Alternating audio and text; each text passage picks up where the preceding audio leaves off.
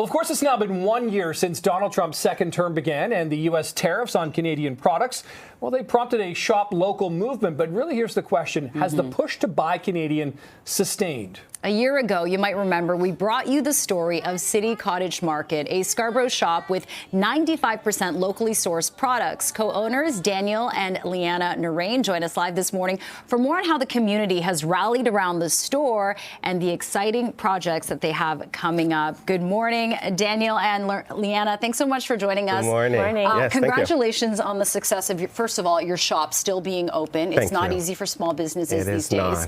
But I understand that you guys have an exciting project coming up in March with the Bodega that's opening up. Tell us more. Yes, we do. You want me to take that on? Go ahead. Yeah, so we currently own and operate City Cottage Market. Recently, a few of our longtime customers, loyal customers, came to us and purchased a building on our block. Long story short, they asked us, based off what we have done in the past with supporting local, wanting to improve walkability and create this kind of pocket where we protect small businesses, asked us if we wanted to open one. We came up with the idea, which is now the Bodega, which will be serving as a snack bar that will sell local beers, wines, cocktails, and spirits. You'll also be able to come in and grab things like your everyday grocery items, whether it's your butcher meats, fresh bread, sandwiches, and all the home essentials that you need to take home. Amazing. That's great. Yeah. Liana, you opened your first store in 2021. Yes. So 6 years ago, coming up on 6-year anniversary here. You couldn't have anticipated this incredible Buy Canadian movement that happened in the last year or so. Yeah. But I bet there's been some challenges along the way as well because, economic uncertainty, tariffs, etc. Has it been easier because you're buying Canadian, because you're out of the sort of tariff game? Yeah, definitely. We haven't felt a big impact from the tariffs at all in terms of from our suppliers. Yeah.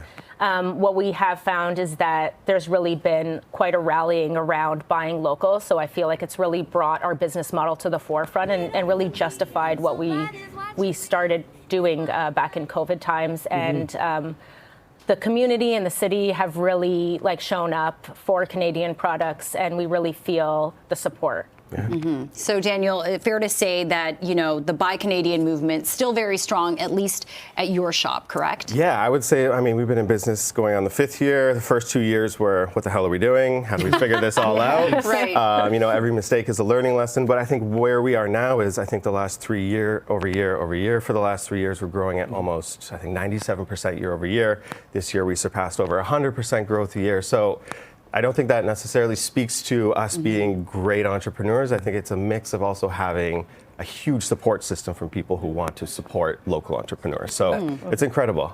Yeah. So let's talk about some of this diverse range of products that you brought here. I don't know if you want to sort of handpick a couple here, but really, this is sort of like a pantry, your fridge, your liquor cabinet, your cheese. It's really all there, isn't it? You can really do what you want, eat what you need, all based in Canada. That's pretty remarkable. Anything you want to highlight specifically?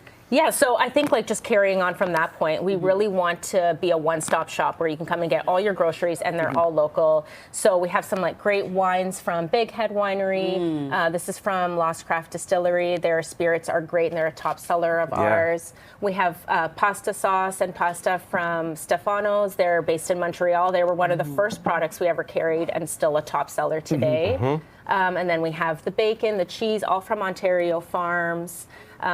We really in addition to focusing on local products, we tend to support small businesses as well. So a lot of these are small makers around Ontario and the rest of the country. And is it easy to kind of, when you were starting out, to kind of source these local treasures, or did you have to kind of go on a hunting game of your own? What inspired this concept to start this store? Great question. I'd say at the beginning, when the pandemic first started and we had first opened, there was a kind of a collective of people who were trying to do the same thing. I think as time went on and COVID disappeared, that collective got much smaller. So going to a local distributor was a much more difficult thing to do. Yeah. We have to piece things together, and we really have to spend time looking for products and items, which makes it a bit more difficult. But at the same time, they're out there. We just have to do the work for it. So we're happy to go on the hunt all the time. Well, But there's amazing local products. There's amazing local entrepreneurs in this city. We are very proud as a couple and as a business to give a lot of products that you see at our store here their first retail opportunity, and it gives them an opportunity to revamp packaging or quantity or flavors, and then go to a bigger market and get into the bigger stores. So it's kind of a nice jumping board. It's worth the effort at the end of the day because it comes around full circle. You found your niche and you're helping Canadians and you're helping the community as well. Listen, both of you, congratulations. Thank you very much. Continued success. Good luck with Bodega as well. That's we appreciate it. Thank you, Daniel. Great to meet you. Thank you, Liana. Thank you for having us.